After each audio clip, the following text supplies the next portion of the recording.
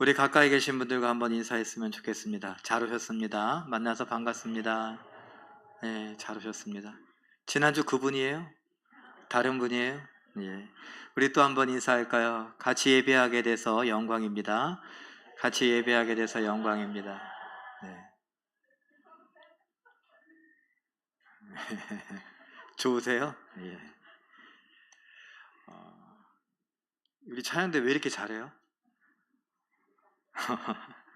오늘 또 몇 명 빠져갖고 인원수도 이렇게 많지 않은데 이게 약할 때 강함 되시는지 정말 잘하십니다. 감사하고요. 우리 모두가 우리 찬양대에도 관심 가져주시고 격려해 주시고 또 이렇게 꿈을 갖고 나도 저기에 꼈으면 뭐 오디션 봐요?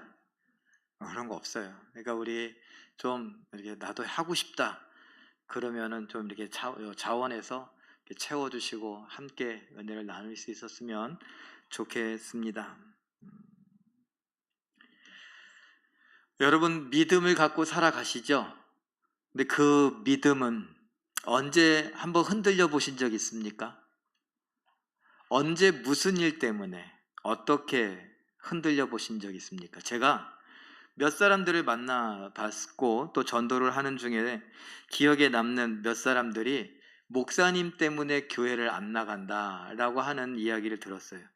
그 중에 어떤 사람은 목사님께 자기 아버지 어머니가 돈을 빌려드렸는데 그 돈을 이렇게 잡수시고 갚지를 않으셔갖고 그래갖고 목사님은 잘 먹고 잘 사는데 자기 집은 망해갖고 그것 때문에 힘들게 돼서 어린 시절을 그 빚 갚지 않는 목사님 때문에 그래서 지금 어떻게 다닐까요? 교회 다닐까요? 안 다닐까요? 어떻게 아셨어요? 교회 안 다녀요. 그래서 저랑 뭐 이렇게 얘기하다가 뭐 그래서 다시 교회를 나오게 되는 그런 일들도 있었어요. 또 어떤 사람은 어머니가 권사님이에요. 그런데 그 권사님의 어머니가 자기가 시키는 대로 해야 된다고. 그래서 고등학교를 가는데 자기는 이렇게 뭐 가고 싶은 학교가 있었는데 엄마가 그렇게 해주질 않는 거예요. 그리고 엄마 마음대로 했다고. 그러고서 마음이 상했어요. 고등학교 가는 문제 때문에. 그리고 나서 벌써 한 20년이 훌쩍 지났는데 교회 다닐까요? 안 다닐까요? 안 다녀요. 엄마 때문에, 아빠 때문에, 어머니 때문에, 아버지 때문에, 목사님 때문에, 알고 지내던 장로님 때문에.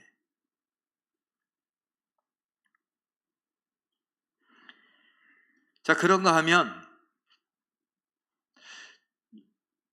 여러분 제가 어제 죽을 뻔했는데 알란가 모르시겠어요?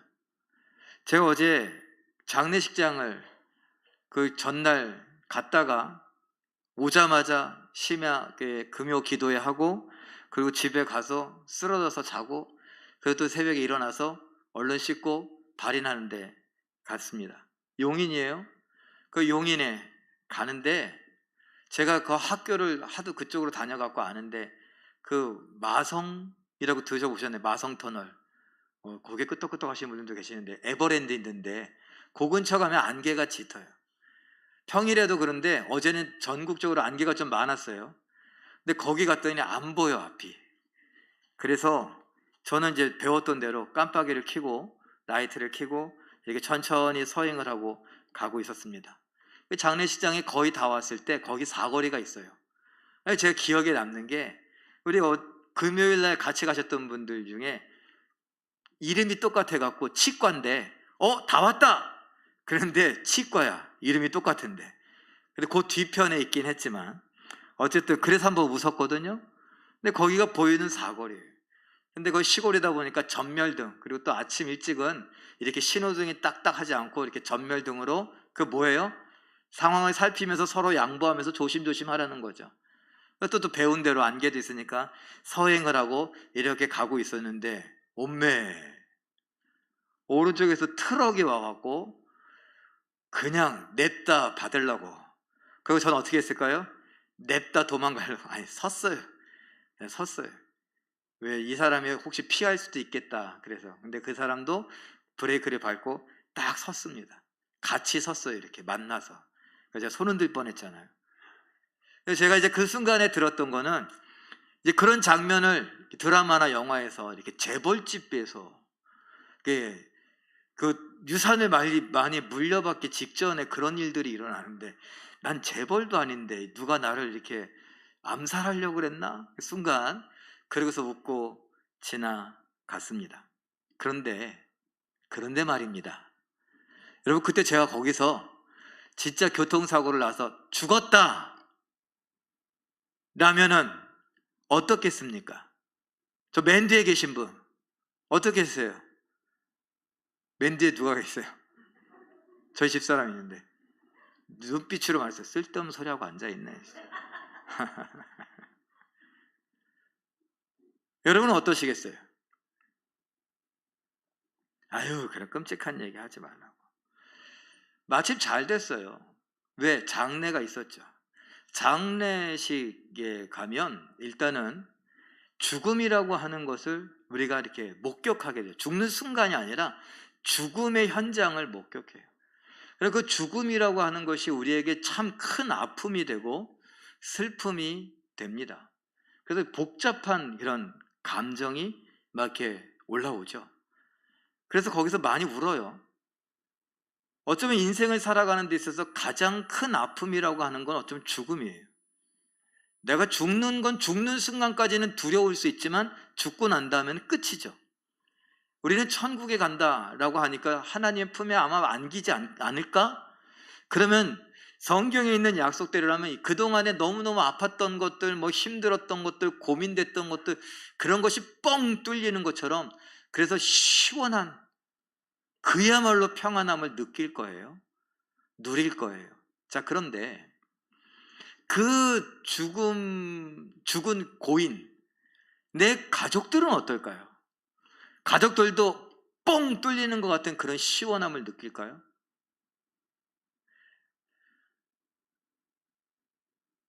예, 병수발로 오래 들었다라고 할지라도 그야말로 기저귀를 갈아줄 정도로 모든 걸 다 수발을 한다 할지라도 뻥 뚫리는 것 같은 시원함보단 그 죽음이라는 것 때문에, 사별이라고 하는 것 때문에 정말 이 마음이 너무너무 힘들 거예요. 그러니까 죽음이 우리가 이 땅을 살아가는 동안에 느낄 수 있는 가장 큰 아픔이고 충격이고 슬픔이고 고통이고 할 수 있겠죠. 그래서 제가 그 이야기를 하는 거예요. 제가 만약에 어제 장례식장을 가다가 죽었다 그러면 우리 김광자 권사님은 어땠을까요? 자기 남편이 별세하셔서 그 장례를 치르러 오던 목사가 죽었어. 여러분들은 어떨까요? 우리 목사님이 장례식을 가다가 죽었어. 다 떠나서 저희 가족들은, 아직도 살아계시는 저희 아버지 어머니는 어땠을까요? 잘 됐지. 좋아요. 저희 아버지가 목사님이죠. 이제 은퇴하시고 원로 목사님이지만 아직도 목사님이세요. 그 목사님은 어떨까요? 그리고 그 사모님은요? 저희 어머니는 어떨까요? 아이 목사고 사모면 그때 믿음을 쫙 발휘해야 되는 거 아니에요?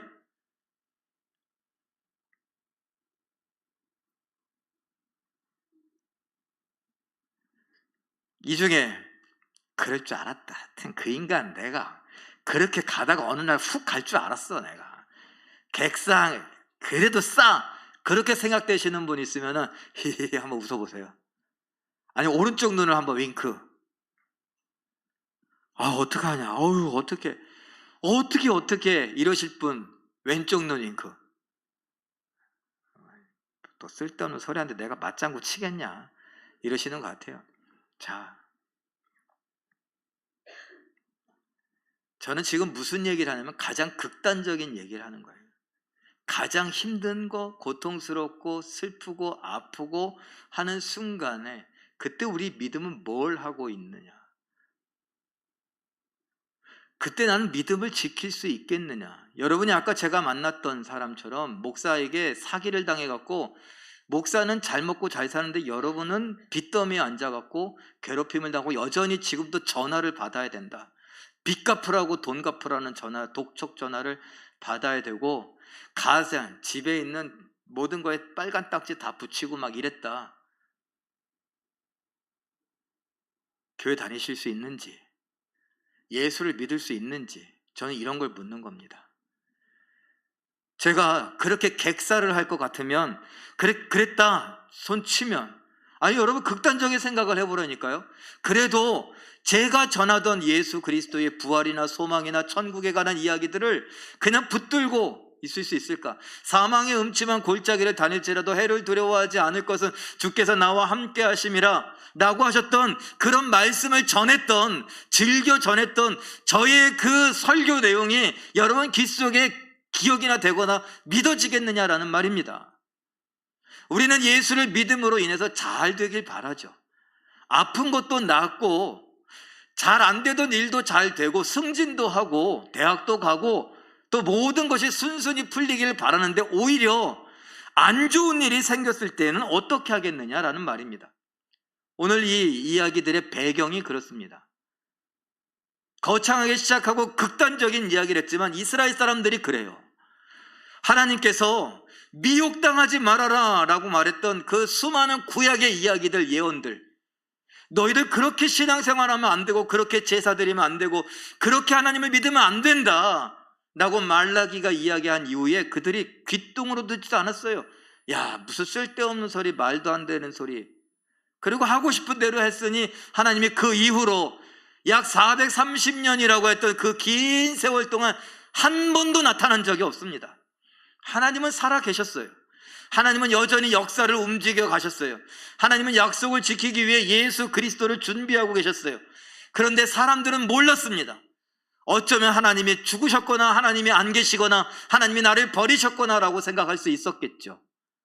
430년간 어떤 응답도 없었고 어떤 가르침도 없었고 어떤 깨달음도 없었던 그 시절 그때의 그 사람들에겐 하나님이 도대체 무엇이고 믿음이란 도대체 무엇이었을까요?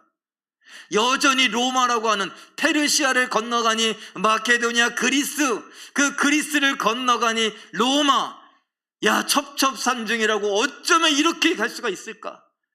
여전히 예루살렘을, 사마리아를, 갈릴리를, 베들레헴을 로마인들이 짓밟고 다니고 있어요. 그런 그때 과연 그들에게 믿음이란 무엇이었을까요? 그들은 믿음을 붙들고나 있었을까요? 이 이야기를 저는 지난주에도 살펴보았지만 여러분 그림으로 한번 표현해 볼까요? 말라기가 기록된 것은 성벽 재건, 느헤미야가 성벽을 재건한 이후 약 14년 후인 기원전 430년경이라고 추정되고 있습니다. 말라기가 이렇게 경고를 했는데 안 들었다 그랬죠. 그래서 하나님께서 침묵하셨습니다. 그래서 430년 동안에 아무런 응답도 아무런 메시지도 없었던 그 시절을 신구약 중간의 역사다, 신구약 중간사, 다크 에이지라고 말합니다. 그때 아까 얘기한 대로 페르시아, 그리스, 로마라고 하는 강대국이 역사 속에서 흘러가고 있었어요. 그리고 지금 마태복음과 누가복음 1장에서 예수 그리스도의 탄생에 대한 이야기들을 기록하고 있는데 430년 만에 처음으로 하나님께서 뭔가 말씀하신 거예요. 특별히 아까 얘기한 대로 예수의 탄생과 관련하여 마태복음 1장과 누가복음 1장에 얘기하는데, 마태는 우리 지난주에 살펴봤죠? 다윗에 대한 약속을 기억나게 하기 위해서 다윗이라고 하는, 다윗의 숫자가 몇이라고요? 14라고 하는 숫자를 계속 반복했어요. 그래서 다윗의 후손 예수 그리스도는 우리의 왕인데 다윗 왕과 같은 우리의 왕이다, 약속되었던 그 다윗 왕이 바로 이 예수다라고 이야기하는 거예요. 누가복음 1장에 와서는 가브리엘이라고 하는 이 천사를 통해서 하나님의 소식이 430년 만에 처음으로 들린 겁니다. 천사가 430년 만에 처음 나타났어요. 430년 만에 처음으로 나타난 천사가 이야기를 해줍니다. 하나님은 전능하신 하나님이다 라고 하면서요. 그러면 누가복음 1장에 나타난 그 천사 이야기 한번 보죠. 그림으로 표현해 봤습니다. 가브리엘이라고 하는 천사예요.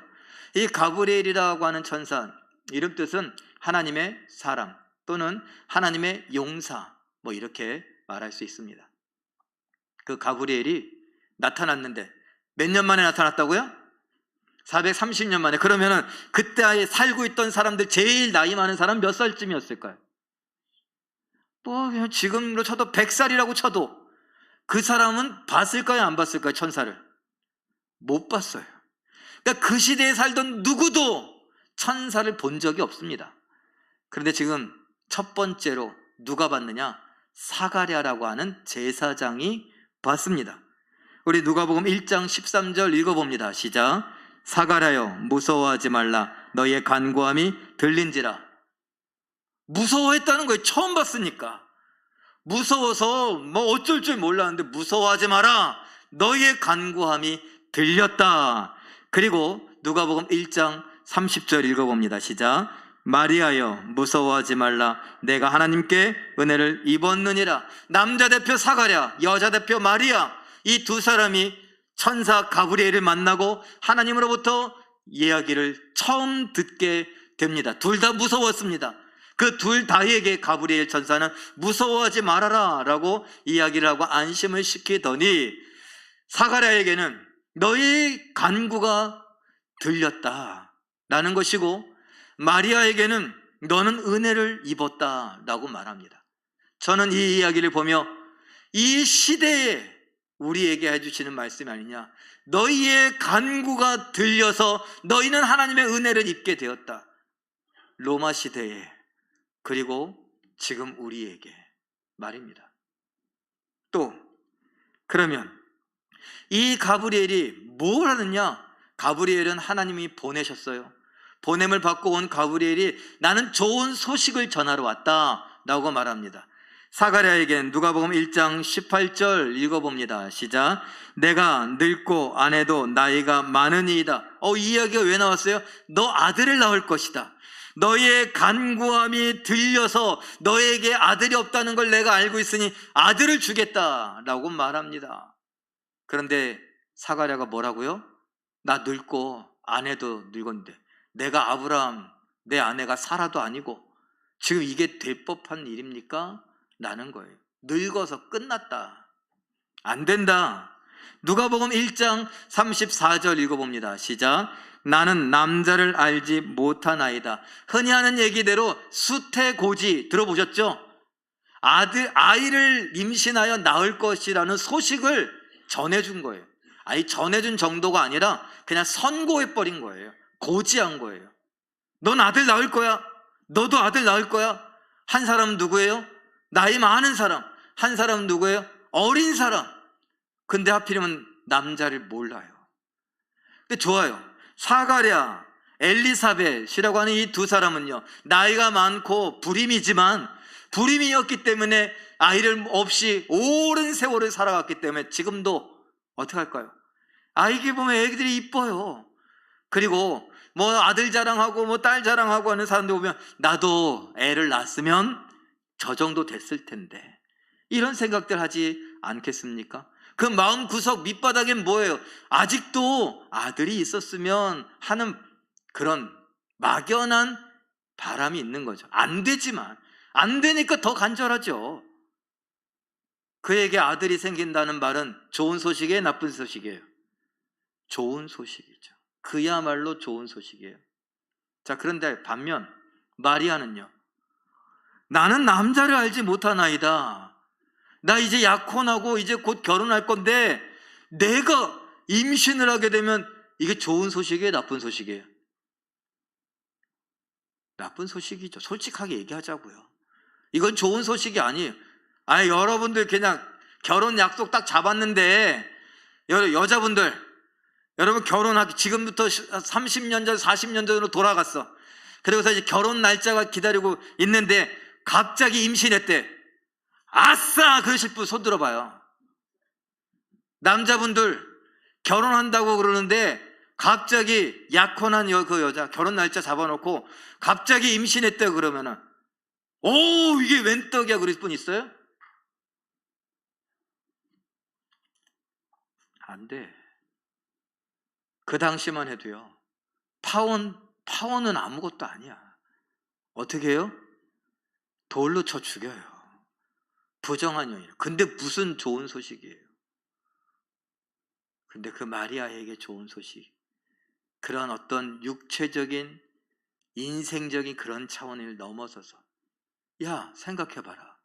너희들이 그렇게 기다리던 메시아 그리스도가 이제 너희의 간구가 나에게 들려 내가 너희에게 메시아를 주고 내가 너희에게 그리스도를 줄 것인데 그게 좋은 소식 아니냐?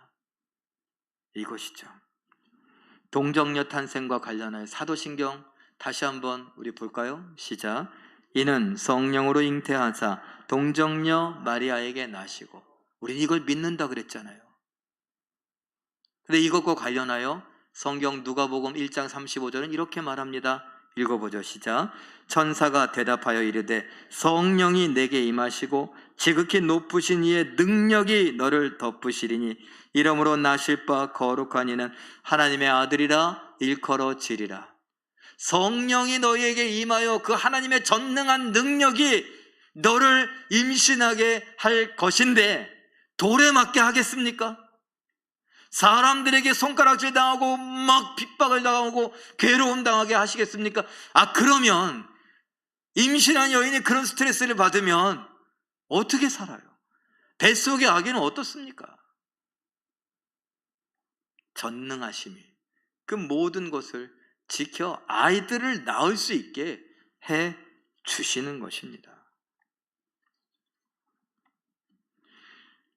못 믿겠다 의아하나? 아니 이건 말도 안 돼요. 말도 안 돼요. 하는 사가랴. 그리고 그것보다 더 말도 안 되는 마리아.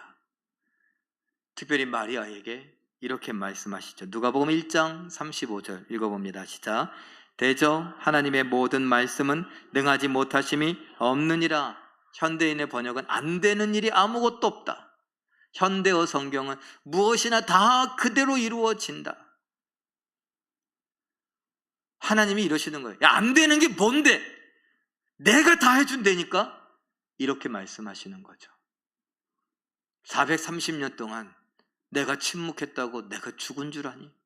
내가 힘이 빠진 줄 아니? 내가 능력이 없는 줄 아니? 내가 너희를 사랑하지 않는 줄 아니? 여러분, 사랑하는 사람이 죽었다고, 사랑하는 사람에게 배신을 당했다고 내가 없는 줄 아니? 내가 능력이 없는 줄 아니? 내가 널 사랑하지 않는 줄 아니? 야, 세상은 내가 너를 사랑하지 않고 내가 너를 지킬 힘이 없고 내가 너를 구원할 힘이 없다고 그렇게 속이려고 미혹한다. 구약에서도 미혹당하지 말라라는 말이 끊임없이 나오고 신약에서도 미혹하는 자가 있으리니 이미 왔다라고 말하고 계속해서 우리의 믿음을 흔들어 놓으려고 한다라는 겁니다. 단순히 예수님이 재림하셨다라고 하는 거짓, 가짜 재림 예수에 관한 이야기, 이런 것들만 이야기하는 게 아니에요. 우리는 믿음으로 살아가는데 그 믿음을 내가 지킬 수 있느냐, 아까 이야기한 대로 믿음을 포기하게 만들고 믿음을 버리게 만들고 믿음 따라 살지 못하게 하려고 계속 수단과 방법을 가리지 않고 우리를 괴롭힌다고요. 실망스러운 일들이 끊이지 않아요. 그래서 아까 제가 얘기한 거예요. 제가 그렇게 죽어버리면 제가 전하던 하나님의 사랑, 하나님의 능력, 하나님의 생명, 하나님의 약속, 하나님의 전능하심이 여러분에게 어떤 의미가 있겠냐는 말입니다. 제가 죽어도 여러분들이 저를 사랑하고 사랑하지 않고를 떠나서 하나님의 말씀은, 목사는 죽었어도 말씀은 살아있다라고 믿는 것이에요. 내 사랑하는 사람이 죽었어도 내가 너무나 슬퍼도, 내가 너무나 아파도, 너무나 고통스러워도 하나님의 말씀은 살았고 능력이 있고 하나님의 능력은 전능하시다 라는 것입니다. 전능하신 하나님에 대해서 제가 이렇게 찾아보니 뭐 여러 군데서 나오는데 그냥 세 가지. 창세기에 많이 나와요. 출애굽기에 많이 나와요. 그리고 욥기에 많이 나오고 이사야에 많이 나오고 계시록에 많이 나와요, 사실. 자, 근데 창세기를 제가 봤어요. 창세기 누구? 아브라함. 아브라함에게 무슨 약속을 하셨어요? 민족을 이루게 하리라. 아브라함이 그때 몇 살? 75세. 아이 있어요, 없어요? 사라는 몇 살? 65세. 그런데 아이를 낳을 수 있어요, 없어요? 없어요. 불임이에요, 그 여자도. 그런데 무슨 큰 민족, 택도 없는 소리죠. 그러니까 전능함이 필요한 거예요. 요셉이 보디발의 집에 끌려가서 노예 생활하는데 총리가 돼요? 이게 가능성이나 있습니까? 없으니까 전능하신 하나님에 대한 이야기를 하는 거예요. 출애굽기에 모세 이야기를 했습니다. 출애굽 모세, 이건 하나님께서 이제 민족을 이뤘으니 어떻게 나라를 이루고 국가를 이루게 하겠다라고 할 때 뭘 약속하십니까? 젖과 꿀이 흐르는 가나안 땅을 주겠다고 약속하시죠. 택도 없는 소리. 400년이 넘도록 430년간 우리가 이 애굽에서 종살이하고 있는데 오늘도 채찍질 당했는데 오늘도 배고팠는데 오늘도 멍이 들고 오늘도 고통스럽고 뼈가 부서지는 것 같은데 무슨 수로 우리가 이 애굽 사람을 이기고 어떻게 여길 벗어나서 저기 가나안 땅, 거기엔 사람이 또 안 살아? 거기도 사람이 산다고요. 그래서 전능함의 이야기가 나오는 거예요. 욥은 모든 것을 가졌던 사람인데 하루아침에 모든 것을 잃어버렸습니다.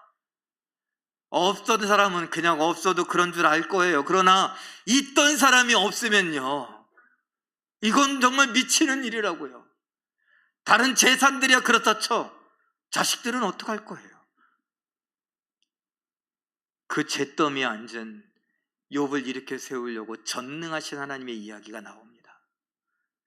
이사야, 하나님께서 이스라엘 백성들을 멸망에 대한 이야기를 하는데 멸망 가운데 포로로 끌려간 이스라엘 백성들을 다시 데려오고 다시 하나님이 원하시는 예수 그리스도의 그 구원을 이루기 위해서 뭐가 필요해요? 전능함이 필요해요. 그 전능함에 대한 이야기를 해요. 요한계시록은요, 예수님의 재림, 심판. 여러분 지금 이 땅을 살아가는데 과연 예수님이 다시 오실까요?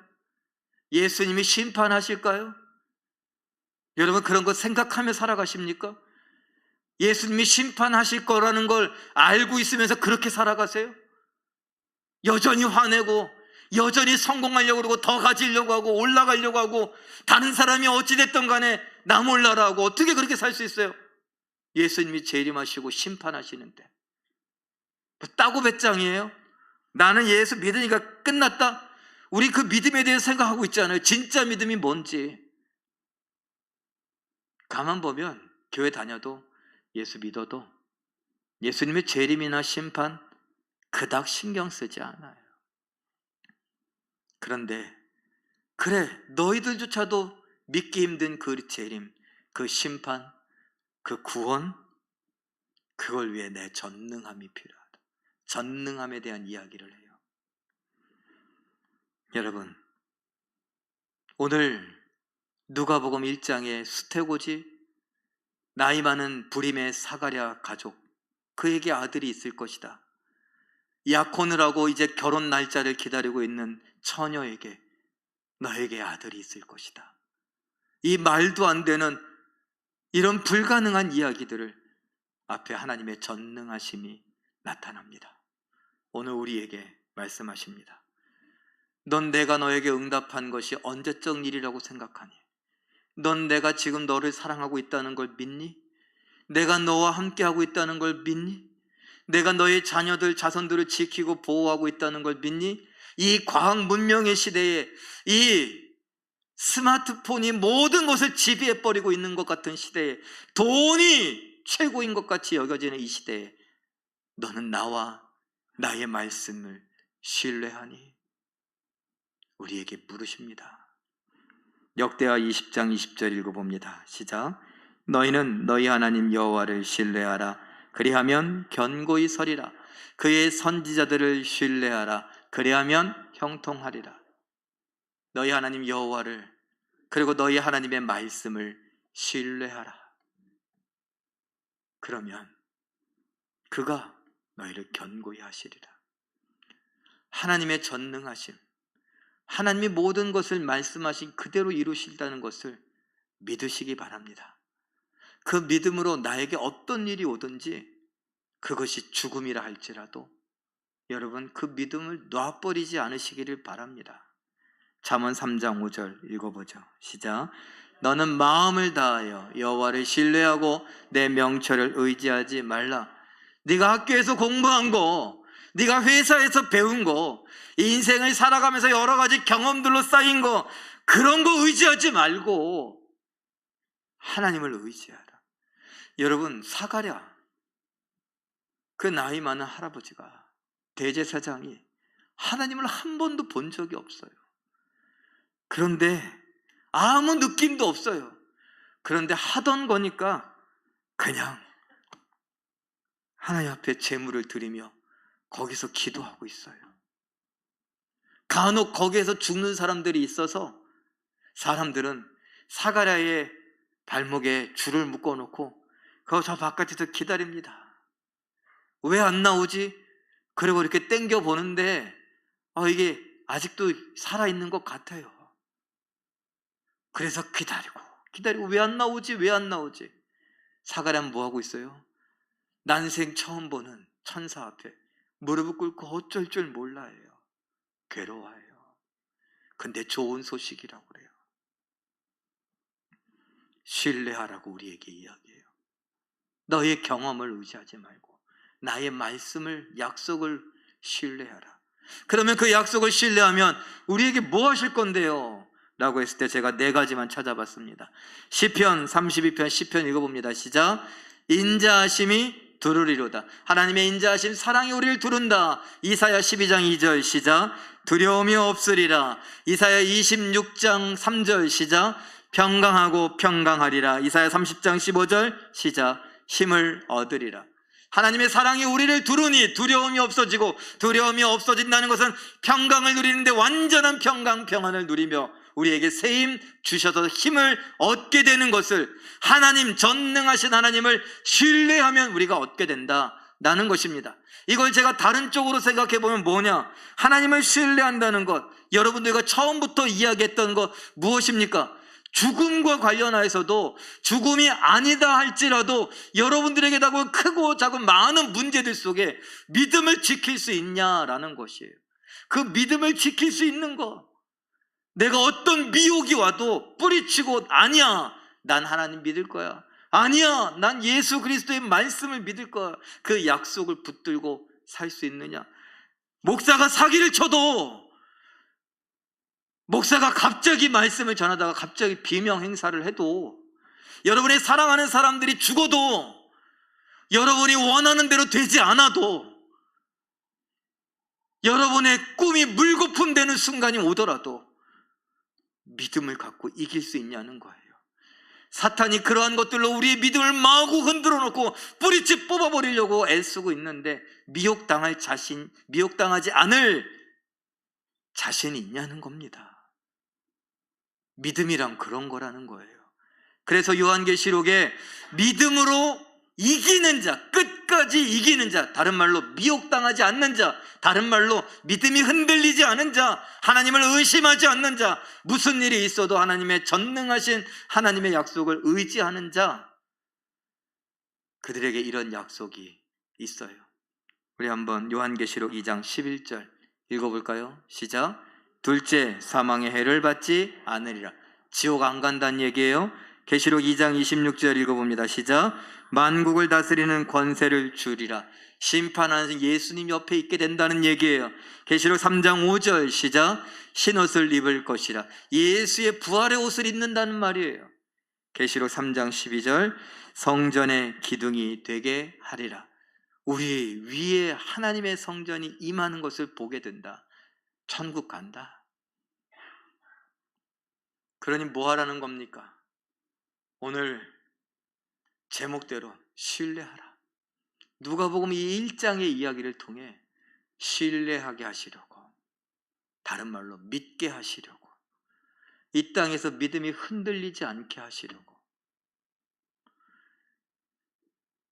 흔들리지 않는 믿음으로 하나님을 신뢰함으로 오늘 우리의 삶을 살아가시며 그야말로 이기는 자로 천국에서 우리 다 같이 만날 것을 꿈꾸며 승리하신 우리 모두가 되시길 예수님의 이름으로 축원합니다.